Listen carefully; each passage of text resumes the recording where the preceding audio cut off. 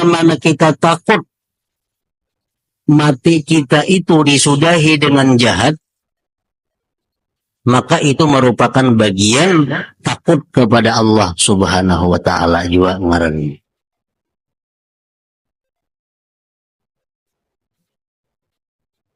Kalau kita merasa aman, wah aku nih sudah, kayaknya aku mati 90% husnul khatimah umpama. Nah ini asa aman ngarannya. Bila orang aman macam itu, maka dia akan mendapat risiko bahaya yang besar. Nang siapakah? Bila merasa aku ini mati ke surga, nah itu sudah manusia celaka.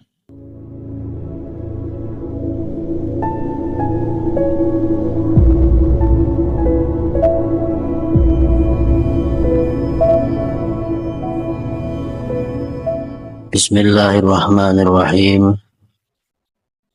Alhamdulillahi rabbil alamin. Wassalatu wassalamu ala asyrafil anbiya wal mursalin Sayyidina wa maulana Muhammadin wa ala alihi wa sahbihi ajma'in. Qala al-musannifu rahimahullah wa nafa'ana bi'ulumihi fid dharaini amin. Penyebab kedua, seseorang wajib mendahulukan ilmu ialah ilmu yang bermanfaat itu bisa menimbulkan rasa takut kepada Allah.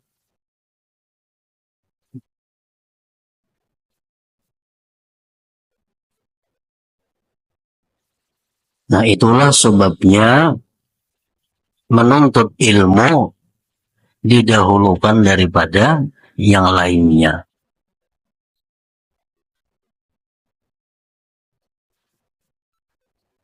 Dan ilmu apabila membuahkan takut kepada Allah, ilmu apabila membuahkan gemar taat kepada Allah, maka itulah disebut al-ilmun nafi', ilmu yang bermanfaat.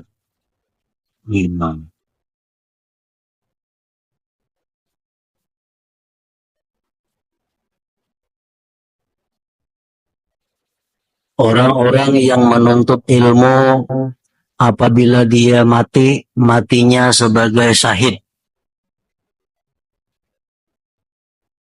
Penuntut ilmu yang macam apa? Penuntut ilmu yang bermanfaat tadi.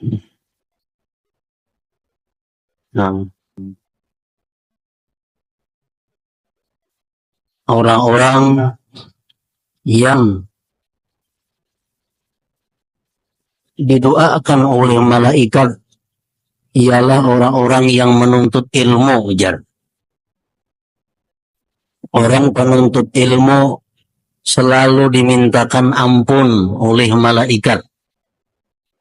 Tentu ilmu yang bermanfaat. Ilmu bermanfaat, ilmu yang membuahkan takut kepada Allah, ilmu yang menggemarkan kita untuk berbuat taat kepada Allah Subhanahu wa ta'ala. Nah itu ilmu bermanfaat ngarannya.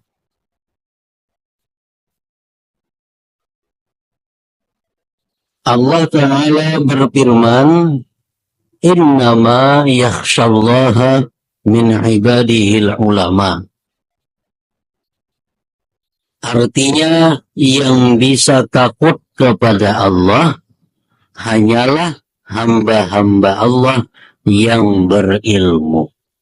Ilmu apa? Ilmu yang bermanfaat tadi. Orang yang kada punya ilmu, jelas sudah kada akan takut kepada Allah.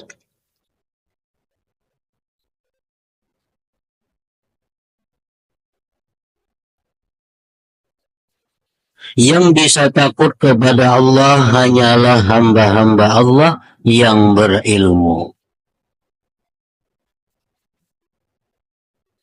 Jelasnya begini. Orang yang tidak mengetahui kedudukan Allah dengan pengertian yang semestinya,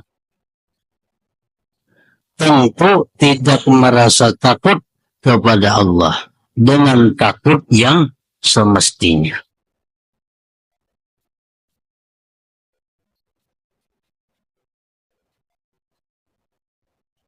Kakan-kakan yang masih belum berakal, inya kada takut lawan ular, inya kada takut lawan binatang buas.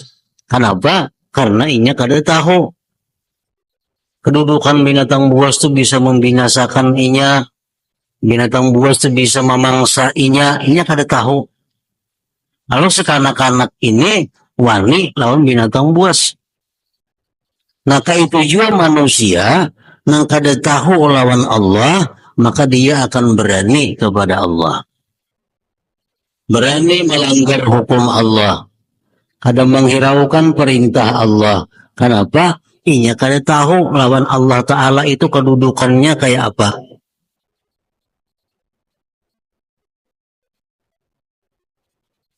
Orang yang tidak mengetahui kedudukan Allah dengan pengertian yang semestinya, tentu tidak merasa takut kepada Allah dengan takut yang semestinya. Nah, kalau orang punya ilmu, inya belajar sudah kitab tasawuf, inya belajar sudah kitab tauhid, inya sudah belajar sifat 20, tapi masih wani lawan Tuhan, masih mau melanggar perintah Allah. Nah, orang ini ngarannya pada hakikatnya belum punya ilmu. Belum punya ilmu.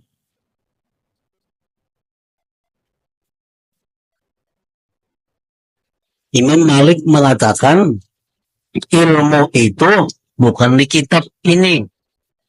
Ilmu itu bukan hafalan.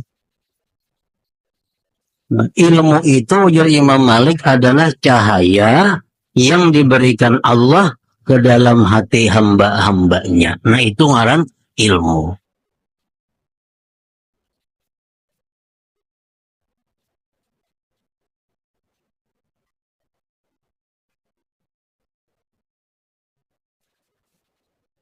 Jadi dalam pandangan Allah, orang yang takut kepada Allah itu orang berilmu.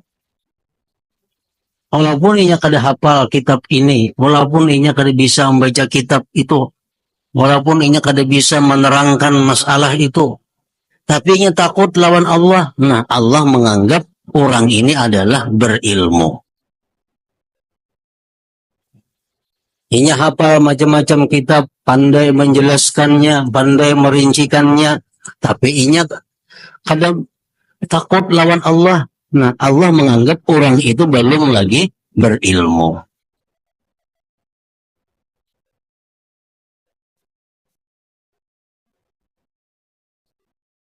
Dan tidak mau mengagungkan Allah dengan semestinya. Jadi lantaran ilmu, orang mengetahui kedudukan Allah itu. Sebab ilmu pula orang mengagungkan Allah dan takut kepadanya.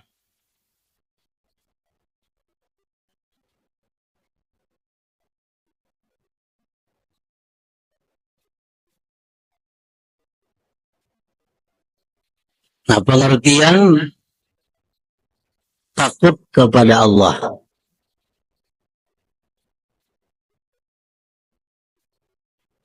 Ini mencakup banyak hal.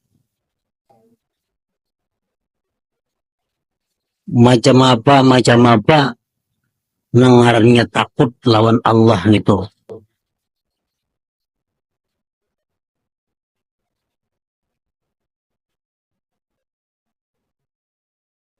Yang pertama, orang itu bisa dikatakan takut kepada Allah apabila dia khawfus sabiqah. Dia takut akan hal yang terdahulu. hal yang terdahulu apa? Takdir kita pada azal.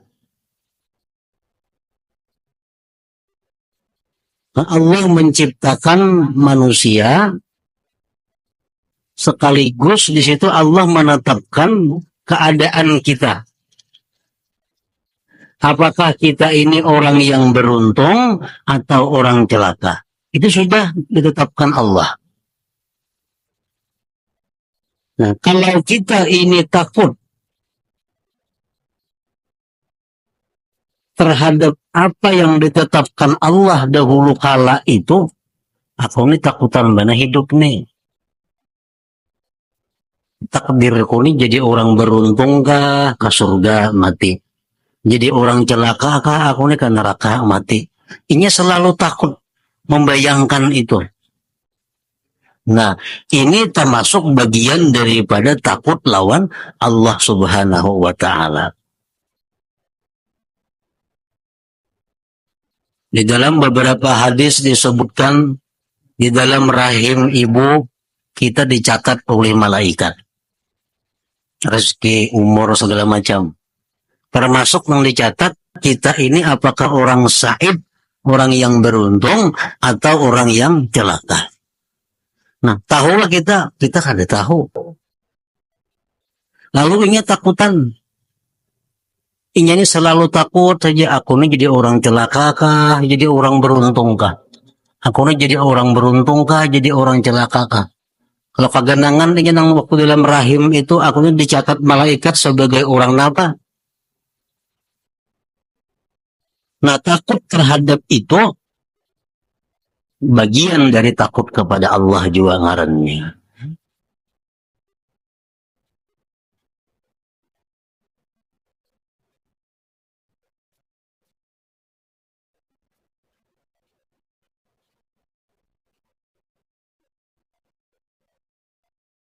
Yang kedua, contohnya khauful khatimah. Takut kesudahan. Takut kesudahan. Aku nih kena mati, beriman kah, kada kah? Takutan benar itu. Kada tahu lagi, kada jelas. Aku nih mati husnul khatimah kah, su'ul khatimah kah? Ini takut nih tuh.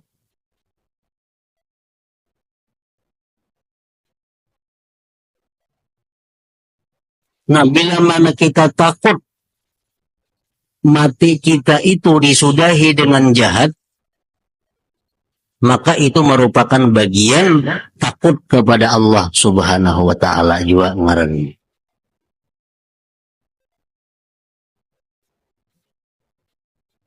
Kalau kita merasa aman, wah aku nih sudah, kena aku mati 90% husnul khatimah. Nah ini asa aman ngarannya. Bila orang aman macam itu, maka dia akan mendapat risiko bahaya yang besar. Nang siapakah? Bila merasa aku ini mati ke surga, nah itu sudah manusia celaka. Kecuali orang-orang yang sudah terdaftar sebagai ahli surga yang disampaikan oleh Rasulullah Sallallahu Alaihi Wasallam. Nah mereka itu pun orang-orang yang sudah dinyatakan Nabi itu ke surga mati, tetap mereka takut akan su'ul khatimah itu.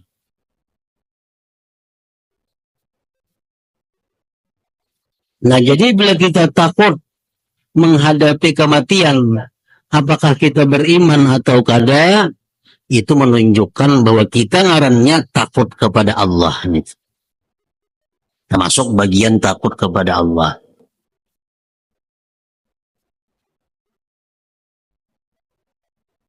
Nah itu ada tanda-tandanya. Kayak apa orang tandanya dalam rahim itu ditulis beruntung. Kayak apa alamatnya orang yang dalam rahim itu ditulis celaka. Siapa yang ditakdirkan Allah matinya husnul khatimah. Siapa yang matinya ditakdirkan Allah su'ul khatimah. Itu ada tanda-tandanya. Nabi kita menjelaskan. Ujar Nabi kita tanda-tandanya apa?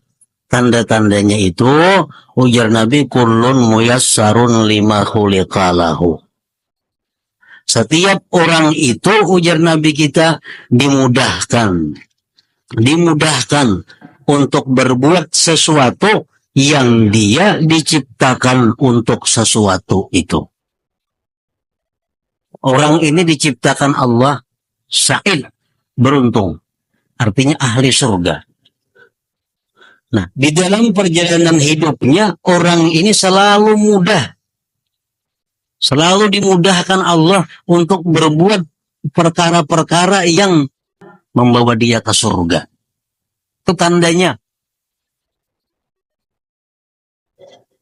Dimudahkan Allah beribadah, dimudahkan Allah menuntut ilmu, dibukakan hati oleh Allah mencintai orang-orang yang dicintai Allah. Nah, ini alamat.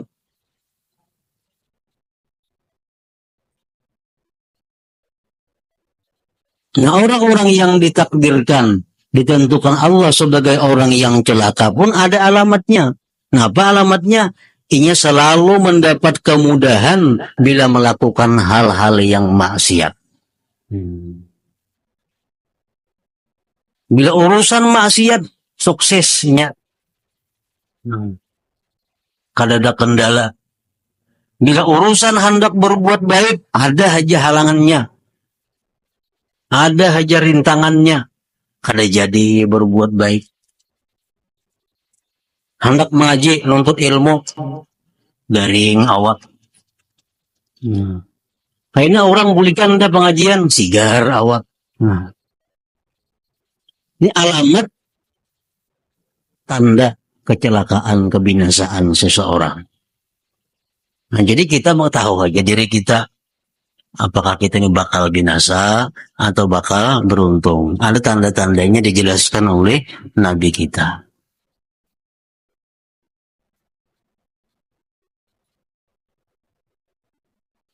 Nah, langkah 3, bagian daripada takut lawan Allah, khawfu alamil qabul. Takut kada diterima Allah. Ini takutan, sembahyangku diterima Allah kah? Puasaku diterima Allah juga kah? Tobatku diterima Allah juga kah? Takut inya.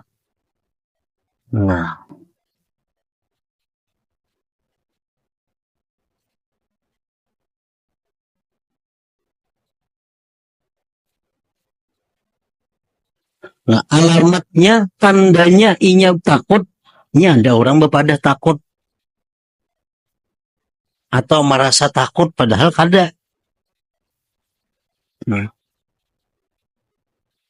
Tandanya apa? Tandanya inya berhati-hati dalam ibadah. Bersungguh-sungguh dalam ibadah. Kayak apa supaya ibadahku ini sah dan diterima Allah. Karena inya takutan namun ibadah ini kada diterima oleh Allah. Nah, bila mana kita takut bahwa ibadah kita ini kada diterima Allah, maka itu merupakan bagian takut kepada Allah juga ngarannya.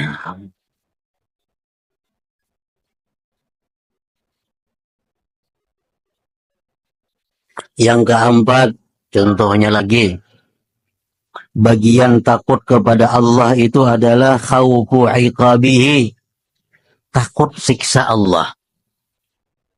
Takutan benar siksa kubur, takutan benar siksa di neraka, takutan benar huru hara di padang mahsyar. Takut inya. Nah, tandanya inya takutan itu ada tandanya. Pasti menjauhi hal-hal yang membawa ke situ.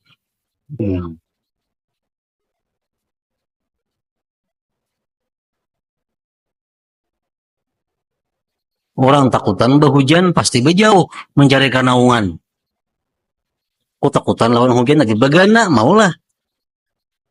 Adanya mau takutan bepada takutan mana aja ngarannya. Nah, orang yang takutan lawan siksa Allah menjauhi penyebab-penyebab siksa. Jadi takut lawan siksa Allah bagian juga daripada takut lawan Allah Subhanahu wa taala.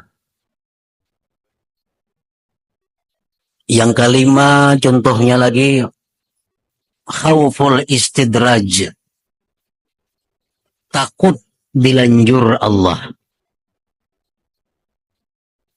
Kita ini takutan Allah Ta'ala ini melanjur kita.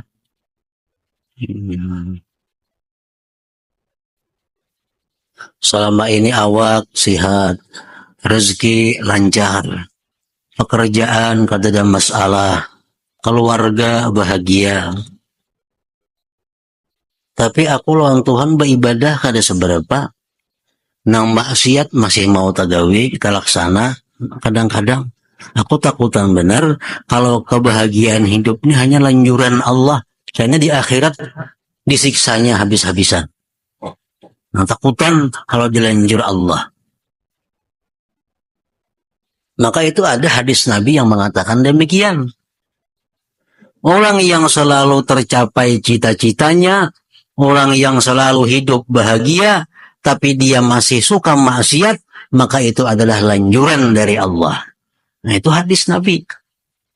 Maka bila orang dilanjur Allah ini berbahaya. Kata ditakut-takur lagi dilanjurakan.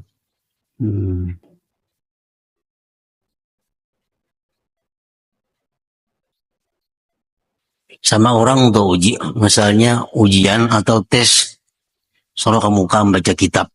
Baca, gitu orang jaga. Si A baca, salah. Nang bujur kata kayak itu, gitu orang tes.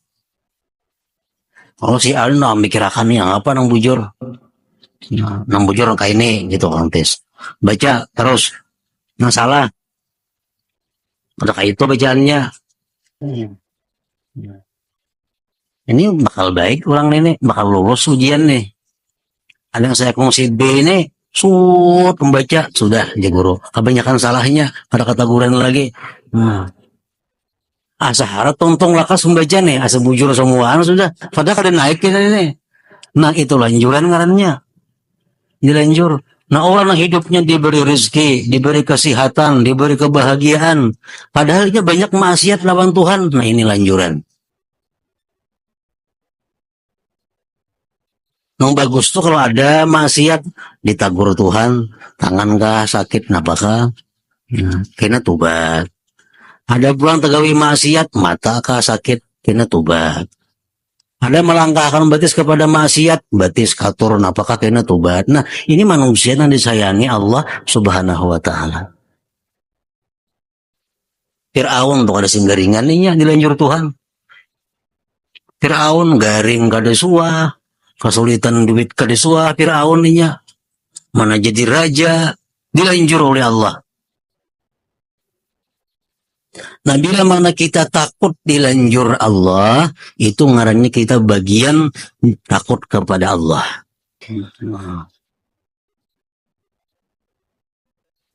Yang keenam contohnya lagi termasuk dalam kandungan takut kepada Allah itu khauful khidlan.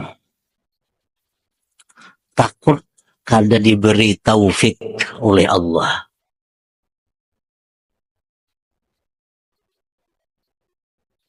Kita malam ini misalnya, kawa melaksanakan ibadah sesuai dengan apa yang kita kehendaki. Nah, kita sudah merencana siang-siang malam ini aku hendak sembahyang. Ada sebanyak-banyak 50 rakaat. Membaca Quran 3 juz.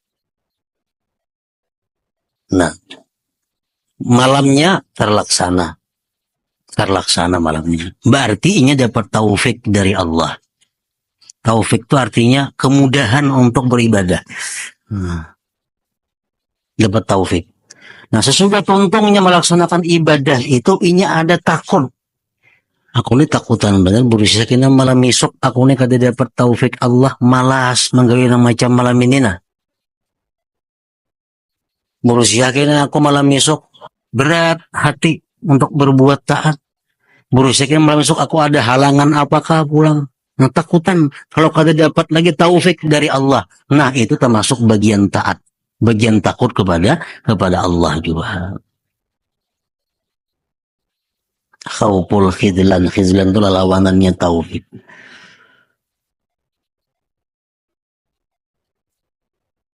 Ini tahu pada ini baik, ini bagus, ini banyak pahalanya.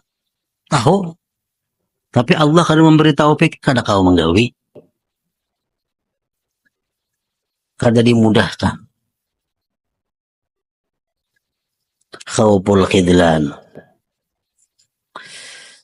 Nah, yang ketujuh contohnya lagi dalam kandungan takut kepada Allah itu adalah khaufu may yakhafullah.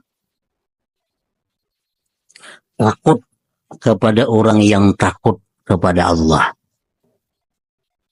Nah, ini bagian dari takut kepada Allah. Kita takut terhadap orang yang takut kepada Allah. Nabi-nabi itu orang takut kepada Allah. Kita takut lawan nabi-nabi itu. Aulia-aulia adalah orang-orang yang takut kepada Allah. Nah, kita takut kepada mereka. Orang-orang saleh itu orang-orang yang takut kepada Allah. Nah, kita takut kepada mereka.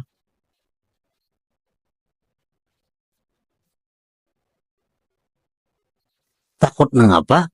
Takut menyakiti sidin, takut mengecewakan sidin, takut kadang menyenangkan sidin. Takut kita. Jadi kalau orang-orang yang takut kepada Allah itu, kita mesti takut lawan sidin itu. Bila kita kada takut lawan orang-orang yang takut kepada Allah, sudah tipis iman kita. Dosanya pun lain. Kita menyakiti hati orang yang takut kepada Allah.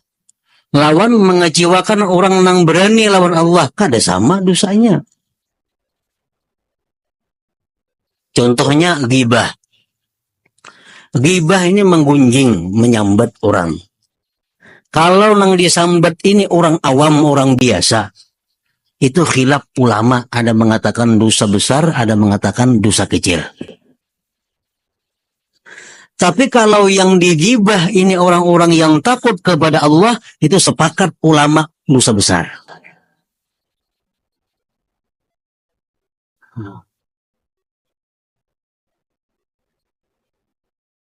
Kita kada maasi lawan orang biasa, dinasihati berbuat baik, nama nasihat ini kekawanan, kita kada menurut, itu kada seberapa salahnya.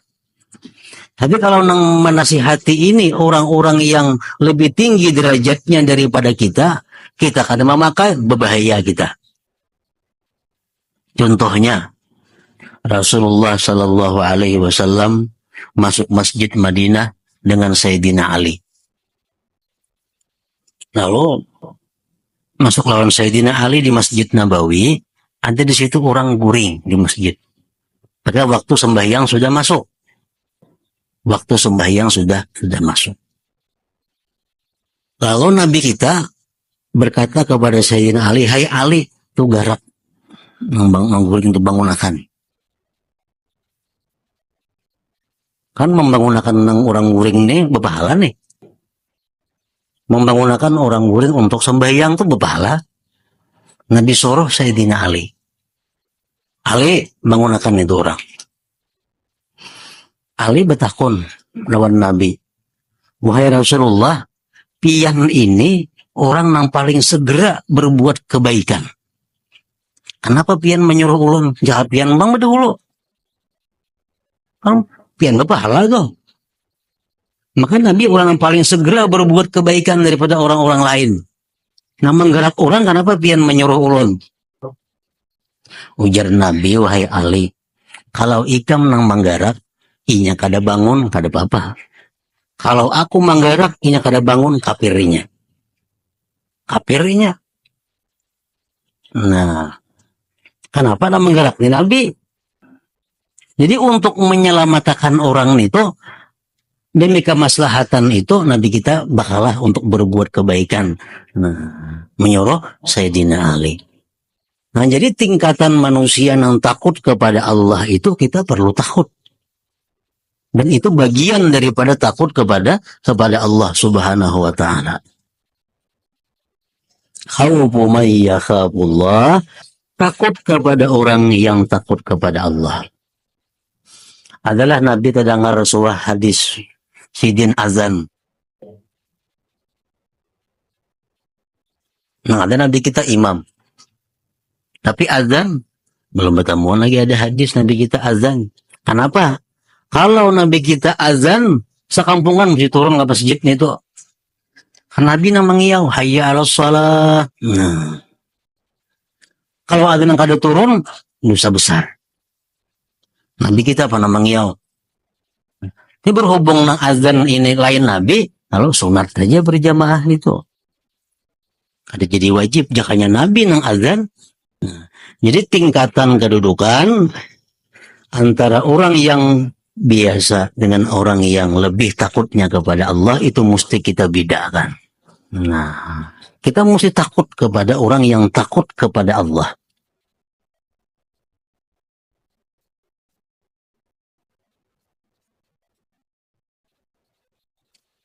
Ada melihat orang saleh, takutan kita. Takutan berbuat macam-macam. Kalau benar sisin sarik, kalau benar sisin kecewa. Karena menghancurkan barakah yang ada pada diri kita. Itu tandanya orang takut kepada Allah ngarannya. Karena itu bagian daripada khaufullah, takut kepada Allah.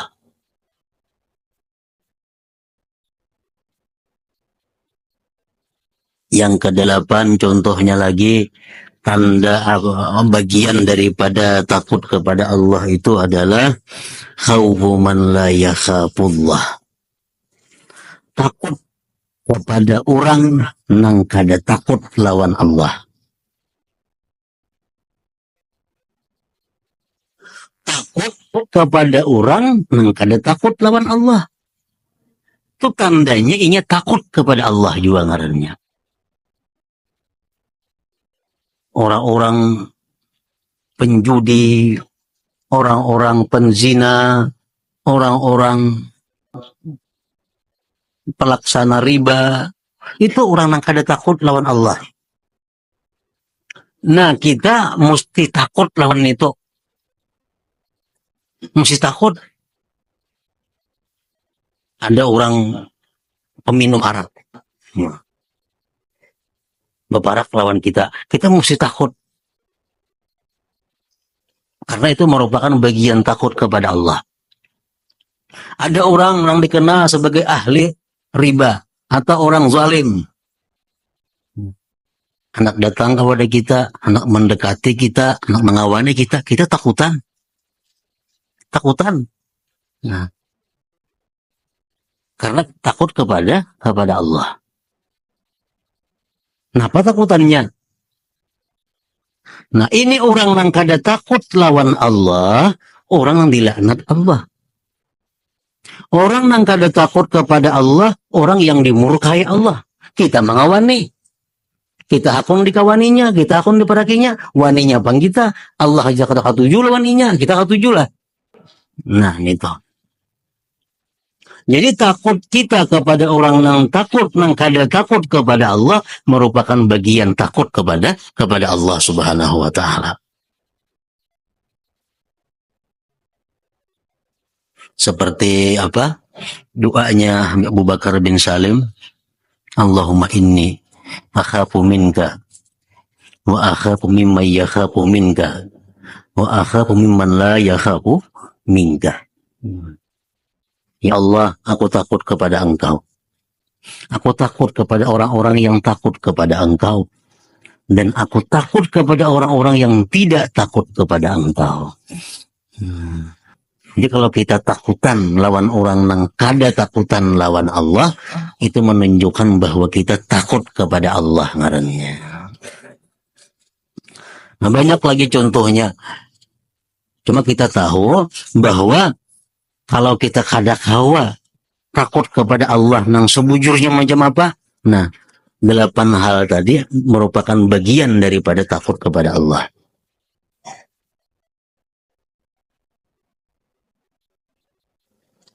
Nah, jadi ilmu-ilmu yang membuahkan kita takut kepada Allah, ilmu-ilmu yang membuahkan kita kepada yang 8 contoh tadi, itu ilmu nafi ngarannya, ilmu yang bermanfaat. Itu ilmu yang mesti diutamakan daripada yang lainnya.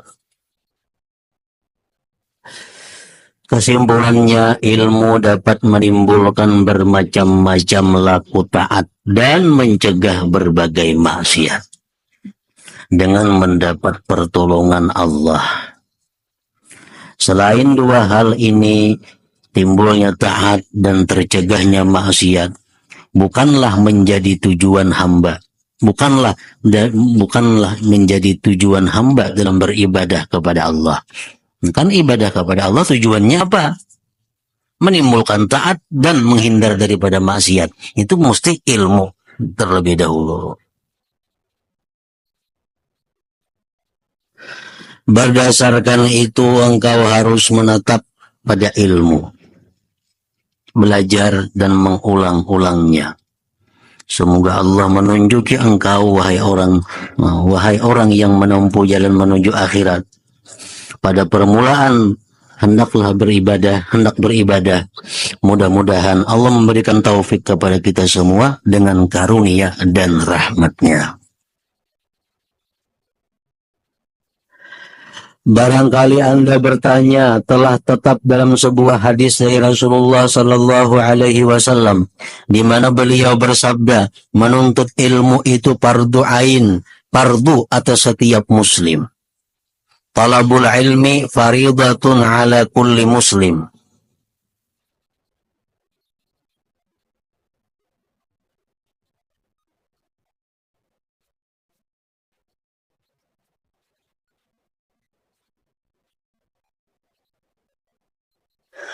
Lalu ilmu apakah yang menuntutnya dianggap fardu ain itu?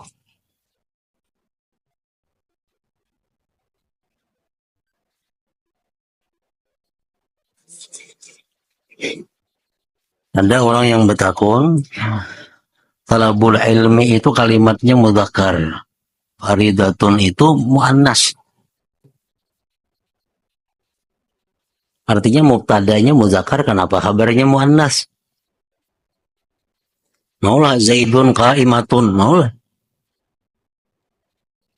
Zaidun qaimatun. Ada mau mesti Zaidun qaimun, maka mestinya talabul ilmi fardun.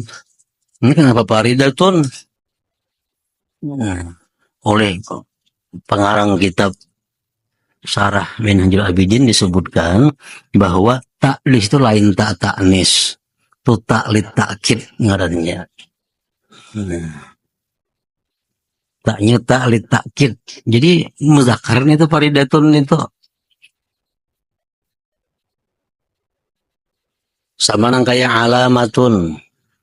Alamatun itu lain tak ta'nis, itu tak ta'kid.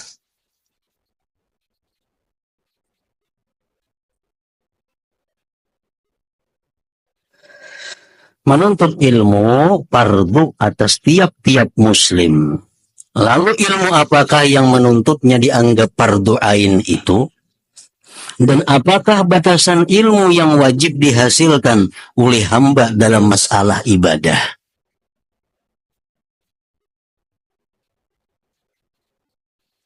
Ketahuilah bahwa ilmu yang fardu menuntutnya itu secara keseluruhan ada 3, yaitu ilmu tauhid, 2 ilmu sirri, ilmu yang berhubungan dengan gerak hati, dan 3 ilmu syariah. Itu fardu ain. Tiap-tiap orang, laki-laki, bini-bini, wajib menuntut ilmu yang 3 itu. Kada ada kecualinya, asal ingin normal orangnya. Nah, adapun batas kewajiban mempelajari 3 ilmu ini adalah sebagai berikut. 1, dari ilmu tauhid. Ilmu tauhid itu ada nang kitabnya 4-5 lembar tamat. Ada yang mungkin 100 halaman. Ada yang mungkin 200 halaman. Ada sampai berjilid-jilid Nah, apa yang kita wajib belajar ilmu tauhid itu? Ingat mana kewajiban kita menuntut ilmu tauhid? Nah, sekadar bisa mengetahui pokok-pokok agama, bahwa engkau mempunyai Tuhan yang maha mengetahui, alim, maha kuasa, qadir, berkehendak, muridun, hidup, hayyun, dan berfirman, mutakallimun, mendengar, sami'un, dan melihat, basirun, maha esa, wahidun, tanpa ada yang menyekutuinya. Lagi pula mempunyai sifat-sifat kesempurnaan, bersih dari sifat kekurangan dan kemusnahan, bersih dari tanda-tanda kebaruan, menyendiri dengan sifat kidam dari setiap yang baharu. Nah itu cukup sudah. Ilmu tauhid ke situ belajar. Allah Ta'ala bahwa aku ada punya Tuhan, namanya Allah.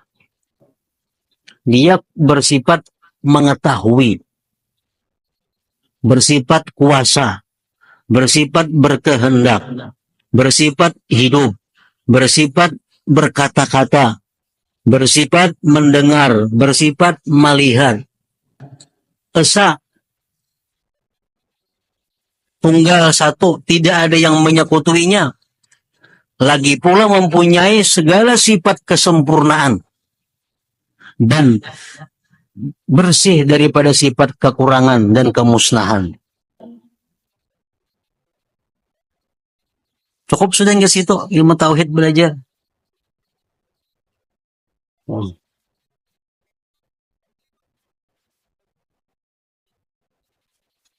Dan dalam ilmu tauhid ini ada 4 kalimat, 4 lafaz yang jangan dipakaikan kepada Allah.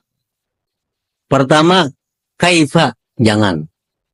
Jangan main-main lawan kaifa. Kayak apa yo Allah tuh nak ada boleh. Pertama, yang jangan ditujukan kepada Allah, kaifa, bagaimana? Kayak apa Allah mula kayak ini? Kayak apa Allah tuh ada kada bertempat? Kayak apa Allah melihat kada bermata? Nah, jangan kayak apa nih tuh. Jadi kalimat yang jangan sekali-kali ditujukan kepada Allah, pertama kaifa, bagaimana?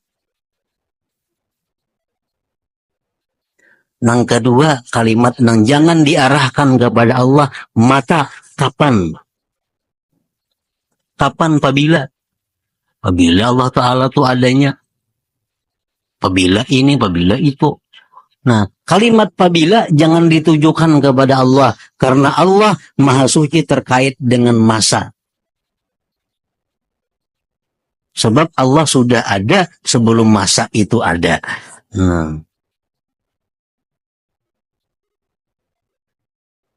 Yang ketiga, jangan sekali-kali kepada Allah itu ditujukan kalimat aina, di mana. Di mana Allah Ta'ala itu? Maka ada kawan itu.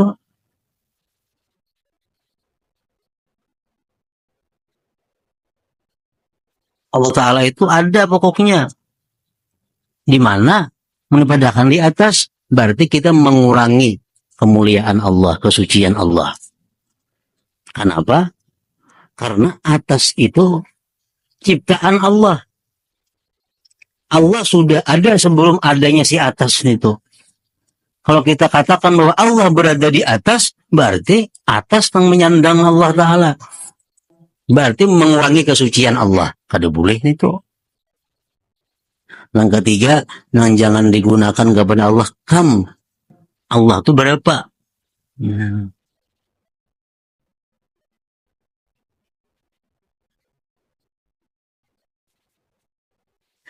Juga mengerti bahwa Nabi Muhammad Sallallahu Alaihi Wasallam adalah hamba Allah dan utusannya yang benar.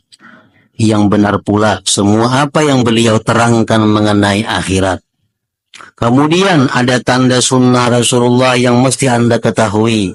Hati-hati jangan sampai Anda membuat bid'ah dalam agama Allah tanpa berdasar Al-Quran atau asar hadis Nabi atau perkataan para sahabat beliau.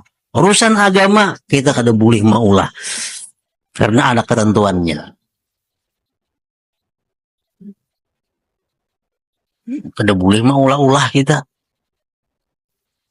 Urusan ibadah nak menambahi seorang. Agama sudah menentukan misalnya sampai yang zuhur 4 rakaat. Nakulah jadi 6 nggak ada kawan itu. Apa asa baik banyak nih, ada kawan ditambah-tambahi itu bid'ah ngarannya.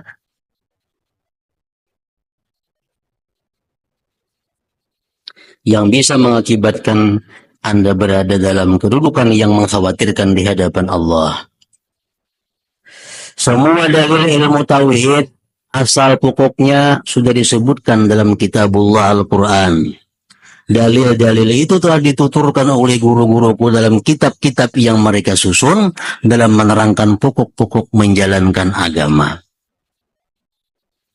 Nah, secara umum dapat dikatakan segala hal yang tidak Anda mengerti, lalu Anda merasa tidak aman dari kerusakan, maka adalah fardu ain mencari ilmunya dan Anda tidak boleh meninggalkannya. Inilah keterangan yang benar. Semoga Allah memberikan taufik. Nah, jadi tauhid cukup nang kayak tadi aja. Cuma kalau ada timbul pikiran-pikiran yang macam-macam, nah cari ilmunya untuk membuangi itu. Kalau ada geritik-geritik hati yang macam-macam tentang Allah, cari lagi ilmunya untuk membuangi nang geritik-geritik itu. Secara pokok ilmu tauhid cukup apa nang disebutkan tadi.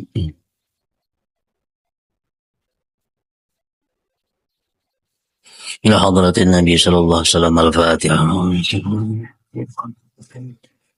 Iyyaka na'budu wa iyyaka nasta'in ihdinas siratal mustaqim.